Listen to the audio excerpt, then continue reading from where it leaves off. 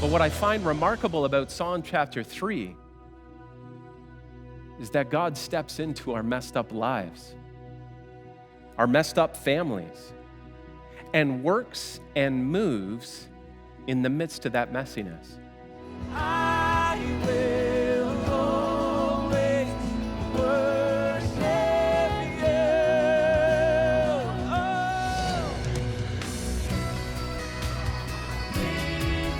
Living truth.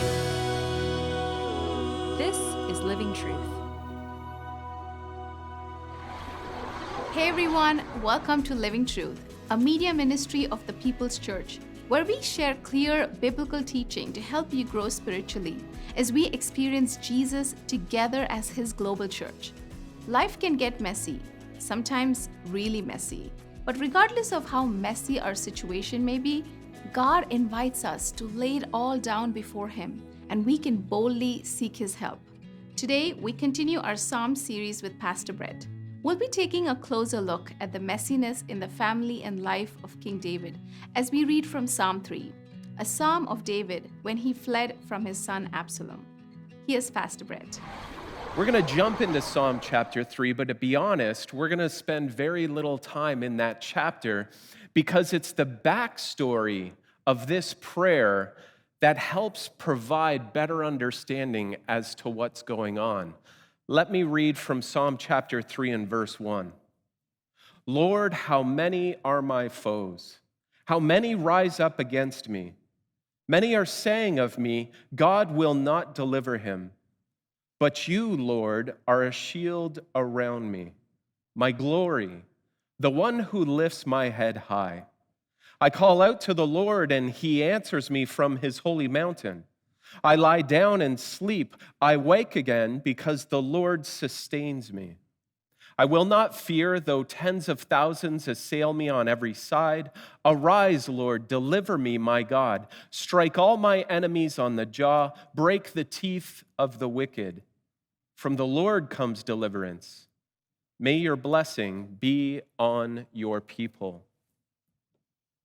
David is the author of this psalm, and he reveals how utterly alone he feels in the opening verse. Look at the language he uses.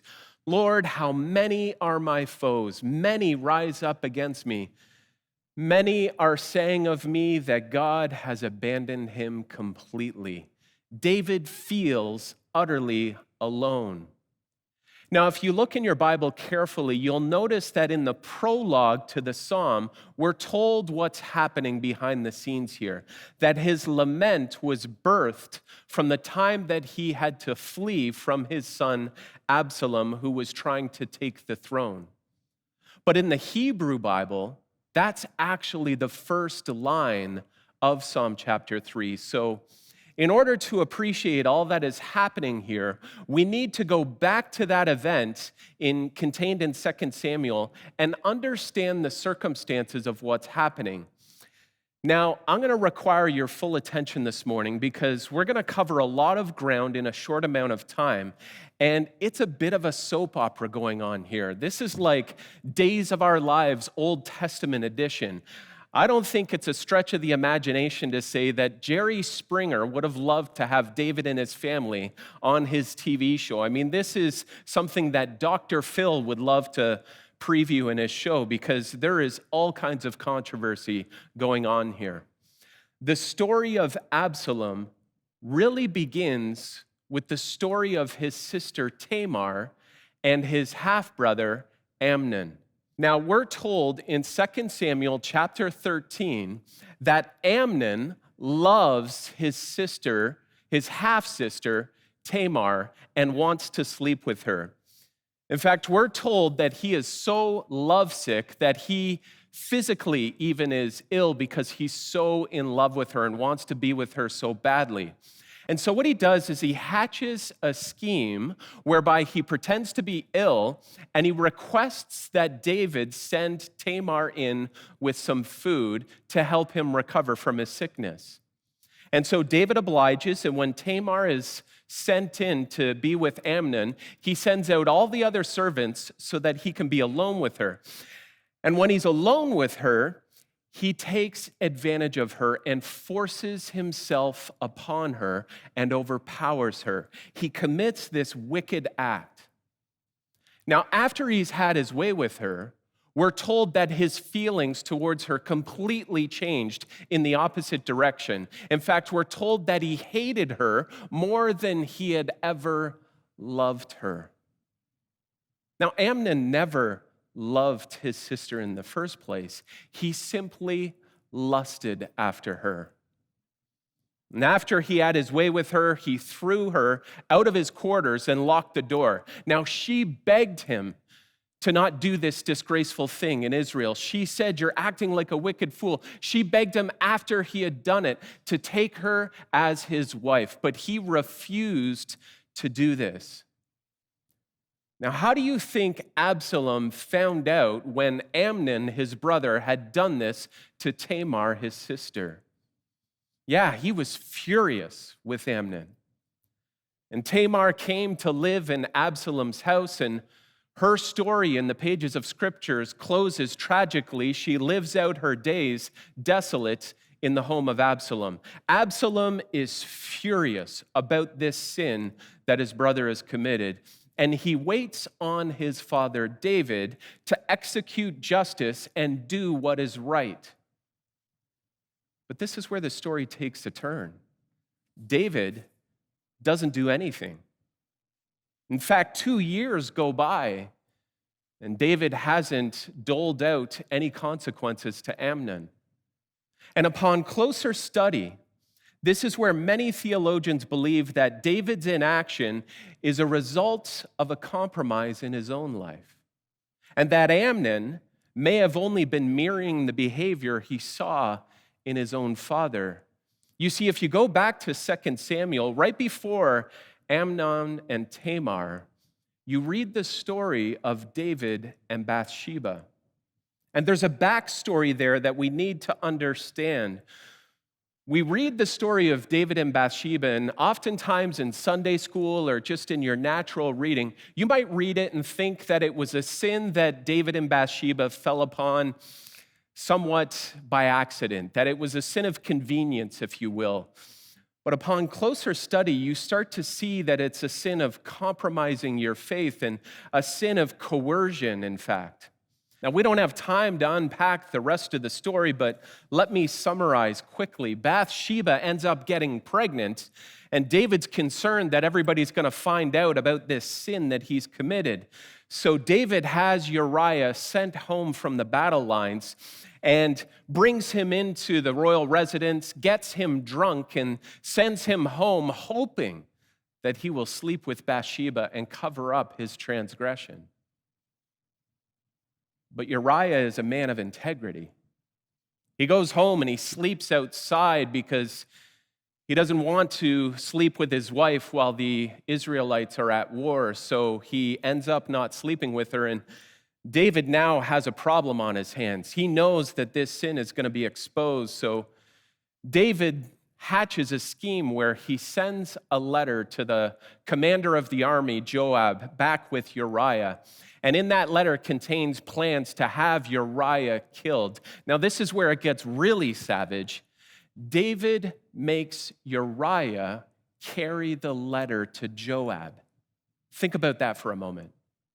Uriah is carrying the letter of a man who slept with his wife, got her pregnant, tried to cover it up, and he is now carrying a letter that contains his death sentence back to Joab, the commander of the army. David has Uriah put to death. This is savage. Now do you understand why I say this makes the crown look like Mickey Mouse? This is something that could appear on Dr. Phil or Jerry Springer. This monarchy is a mess. And this was a scandalous sin, a well-known blemish on David's rule. Now, God sees all this happening. The mistreatment of Bathsheba, the murder of Uriah, and God sends Nathan the prophet to call out and confront David's sin. And when he does, David comes to his senses and is heartbroken.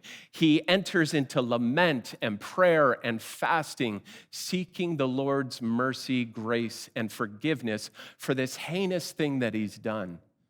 It's actually how we get Psalm 51. I would encourage you to read it this week because it gives insight to where David was at. Now, you might be wondering, well, what does this all have to do with Amnon, David's firstborn son? Well, some believe that Amnon may have felt permission to take his sister by force because he saw his father do the same. And since his father got away with what he did to Bathsheba, Amnon may have felt emboldened to do the same thing with his half-sister Tamar. And now David has a family crisis on his hands, and Amnon has committed this sinful act, bringing disgrace to Tamar and also to Absalom in the process. And Absalom is waiting for David to discipline his son, but that time never arrives. Some think it's because David feels that he lacks the moral credibility to punish his son for what he's done. Either way, Absalom is filled with anger and bitterness towards his brother for what he did to his sister, and loses trust in his father David to do the right thing. And so Absalom gets his revenge in 2 Samuel 13. He throws a great feast and invites all his brothers to join him at this feast, and sits Amnon in a certain position. And when Amnon is drunk and in high spirits, he has Amnon put to death. Absalom organized and orchestrated the murder of his own brother to execute his revenge. Now, after this, when David finds out what Absalom has done, he banishes him from Jerusalem and he's sent away from the royal residence. And as you can see, this family is a mess, and it actually has somewhat to do with David's own poor choices, his own sin, and his inaction when his son acted wickedly. And so Absalom's sent away, but after 3 years, Joab, one of David's most trusted advisor, counsels him to bring Absalom back to Jerusalem, and so he does so after 3 years of being banished.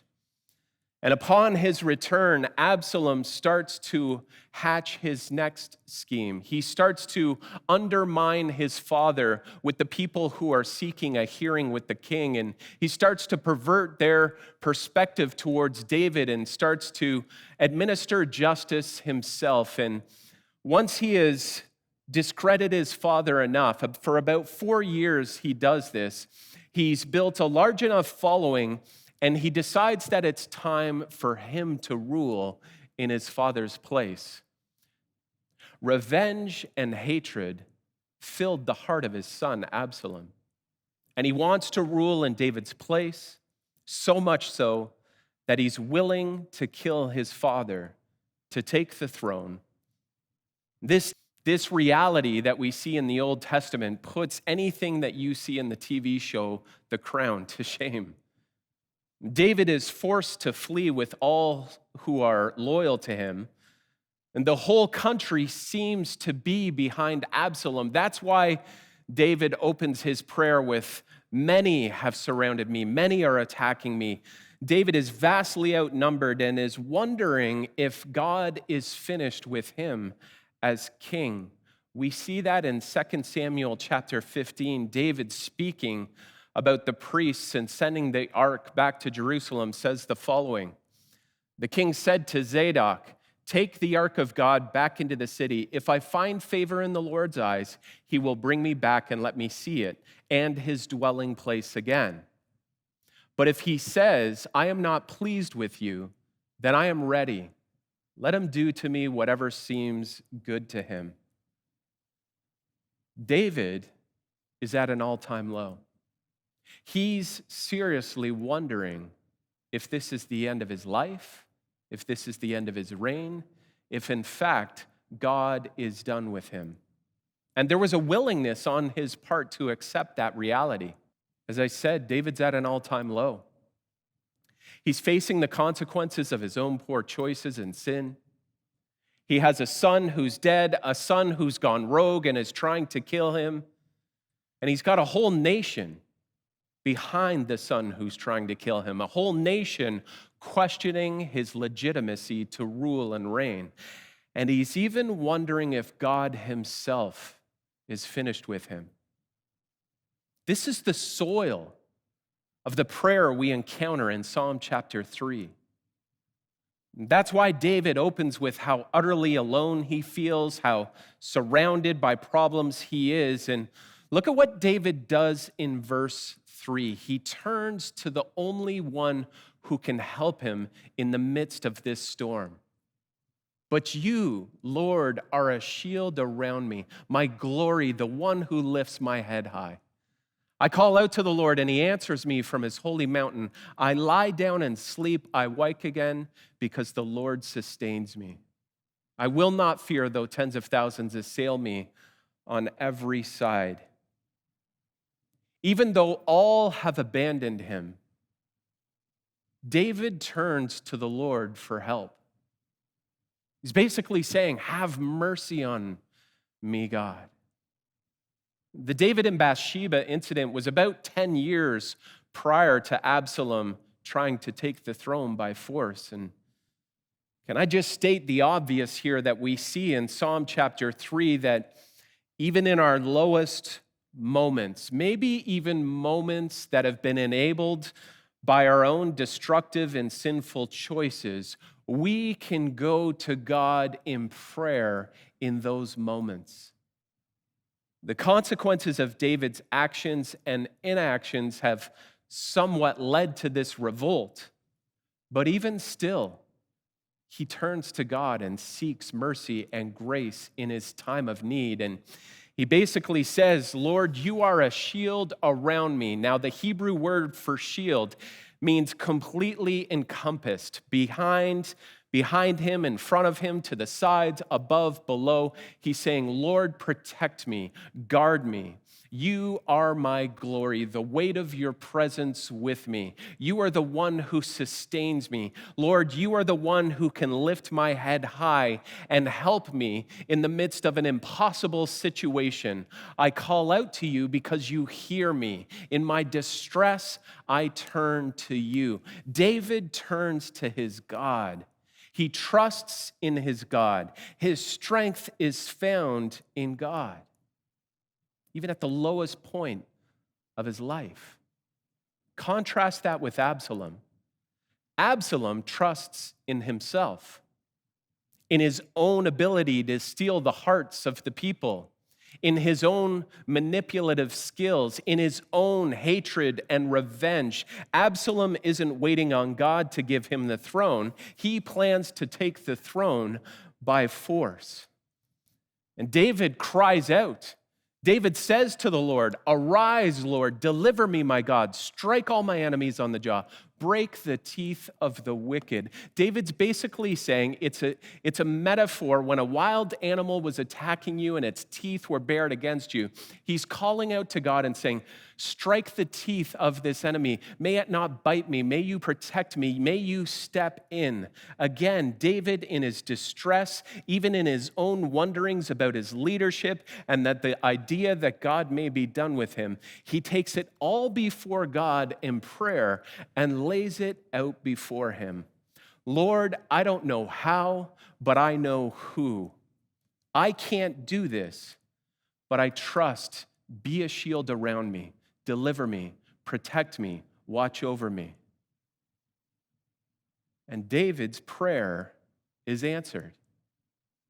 We find out that Absalom's rage ends during a battle with Joab and the military leaders, and Joab is in fact the one who kills Absalom when he's caught in a thicket of trees by his long flowing hair. And When you think of the tragedy of Absalom's life, all of his conspiring, all of his stewing, all of his arrogance and self-inflated righteousness, he didn't see his own sin, murdering his brother, undermining his father, manipulating the people so that he could get the throne. He thought that he was righteous. He thought that he was fit to rule and lead, but when you study his story, he wasn't a godly man. He never cried out to the Lord for vengeance. He took things into his own hands. His pride leads to his ruin. But this is what I find strangely comforting about Psalm chapter 3. I think to myself, this family's a mess. This whole circumstance is a mess. But what I find remarkable about Psalm chapter 3 is that God steps into our messed up lives, our messed up families, and works and moves in the midst of that messiness. I find it comforting that in Psalm 3, we learn that we can approach God's throne with confidence and lay before him our real and raw prayers and boldly ask for his help, regardless of how messed up the situation is, and maybe even our own poor choices that led to it. The Psalms enable us to bring our real lives and permit us to speak with raw language to God. And so let me close with this thought. You might be wondering, well, what does this have to do with today? And what does this have to do with my family or my extended family or families in general? Can I suggest to you that the stories of the families we see in Scripture are simply on repeat? They play out every generation in one way or another. Maybe not as severely as the story we learned about this morning, but to some degree, the messiness of family life and the brokenness and sin that can exist within a family are just as real in so many families. And I wondered to myself, how many people in our own church have prodigal sons like Absalom or Amnon who are causing them grief? How many people have messed up families broken by sin and are wondering if God would help them given all the choices that they've made as parents? How many prodigal children are making poor choices and maybe even pointing to their own parents' failures as a reason for their own rage and their life coming off the rails on a path of destruction that is affecting the whole family? I have met with parents over the last number of years and throughout my ministry life who are broken about their own children's destructive choices. And they're wrestling with their own failures as parents. And they sometimes carry that shame into the church, not feeling safe to share that burden for fear that they will be judged and shunned by the very people who are commanded to carry that burden alongside them. Sometimes parents feel like they're trapped in an impossible situation with 10,000 worries and anxieties surrounding them, many things against them, many worries consuming their minds. If that's you today, be encouraged. You're not alone. You step into the long history of families throughout the Scriptures. Your God sees your pain. He hears your cry, and he loves you, and he invites you through the Psalms to bring the real broken, raw messiness of your family life into your prayer life. He knows about it anyways. We can ask God to shield us, to bring his glory into our situation, to lift our heads when we're facing the impossible. We can confess our failings. We can cry out in our pain. We can ask him to intervene. We can ask him to shield us and sustain us, even if we're suffering something of our own poor choices. Even if you've blown it completely, he still welcomes you to pray before him. All of this is the type of prayer that the Psalms are filled with. You are not alone. Your God is willing to be a shield around you in the midst of the storm, the weight of his glory upon you, and he will lift your face to see his own as you cry out to him. He welcomes us to bring all of our lives, the good, the bad, the ugly, the messy, the broken, to him in prayer. So come boldly, come regularly, come confident that he cares for you and will sustain you through the difficult times of life. That's what Psalm 3 reveals to us, and that is what real, raw, biblical prayer is all about. Join us next week for the continuation of this series. This is Living Truth.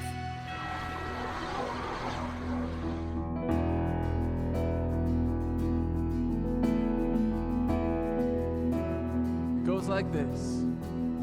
You, Lord, you are worthy. Yes. And no one can worship you for me.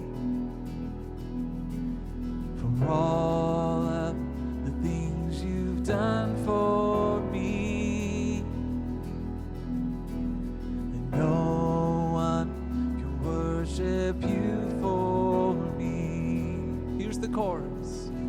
Here's my worship, all of my worship. Receive my worship, all of my worship. Here it is. Here's my worship, all of my worship. Receive it, Lord. Receive my worship, all of my worship. Yes. Hey, Psalm 115 says, not to us, O Lord, not to us, but to your name be the glory, because of your love and your faithfulness. And then Psalm 116 says, I love the Lord, for he heard my voice. He heard my cry for mercy. Because he turned his ear to me, I will call on him as long as I live. Come on, church. Let's sing this together. And I will not be silent. I will always worship you. as long as I'm breathing, As long as I am breathing, I will always I will always worship you, Lord. worship you. Let's sing that again. And I will not be silent. I will not be silent.